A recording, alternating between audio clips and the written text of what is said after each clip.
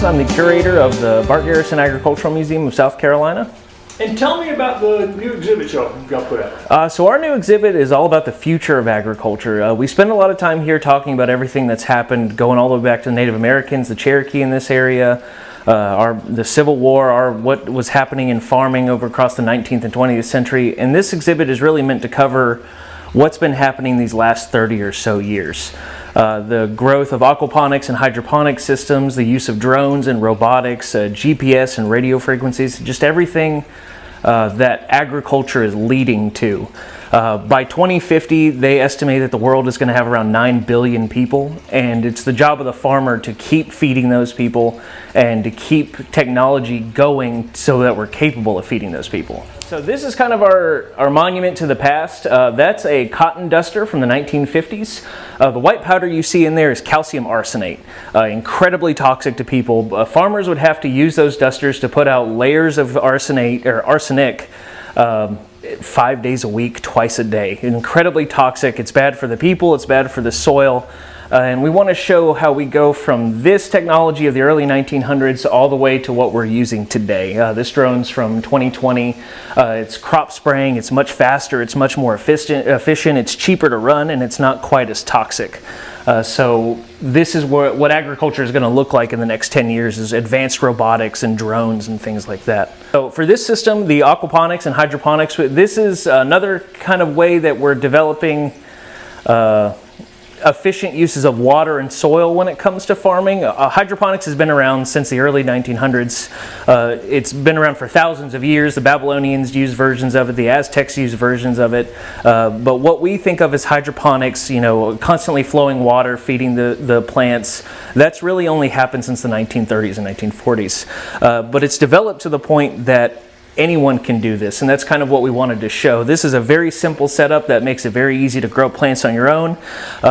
Once the water's in there, it just keeps cycling. You don't have to keep watering the plants, so you just have to keep a line on it and keep the fish alive, because the fish are what actually provide nutrients rather than having to add harmful chemicals to the soil or anything that'll just make a mess.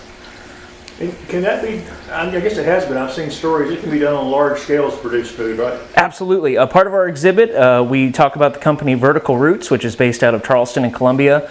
They've been turning old shipping containers into hydroponic plants. They just stack them 10 to 12 high, fill them with hydroponic equipment, and they can produce millions of pounds of lettuce and leafy greens and plants like that on less than a square mile, as opposed to having to have hundreds of acres dedicated to one plant.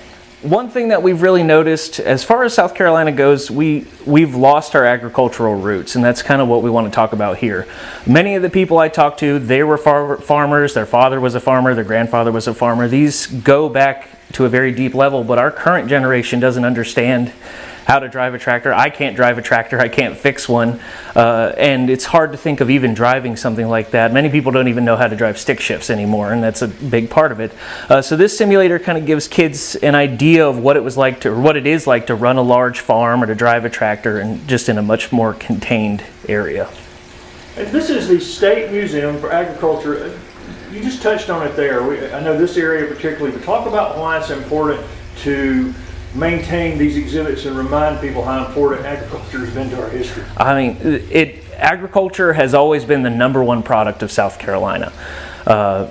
Going back to the colonial area, what we have produced has fed and clothed people for hundreds of years, and it's important to remember where we came from and what we were doing. Up until the 1970s, agriculture was the #1 occupation of the average South Carolinian.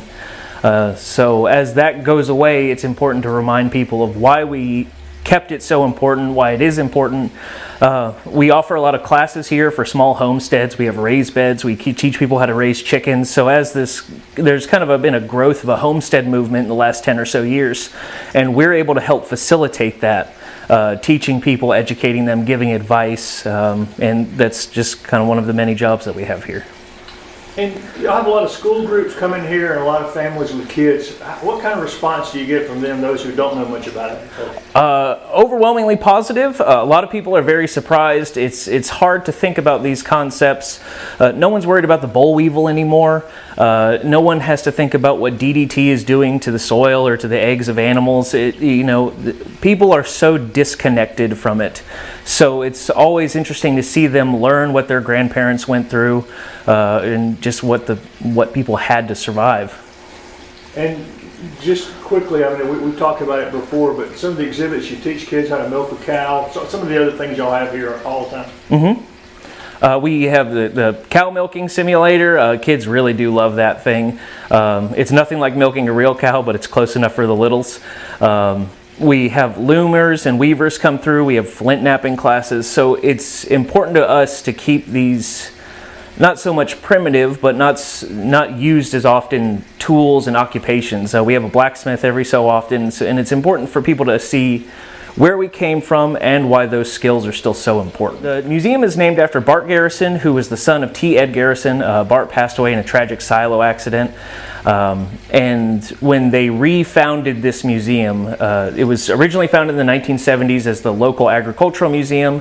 It went through a number of different hands, and it was reopened in 2013 as the Bart Garrison Agricultural Museum because T. Ed Garrison, who was a local state senator, he's very important to local agriculture and politics, got this museum for us. He was the one who orchestrated the land deal, who helped supply the money to build the museum, and it was important that we remember T. Ed and Bart. Many of the museums around here, they're fantastic, but they're very local.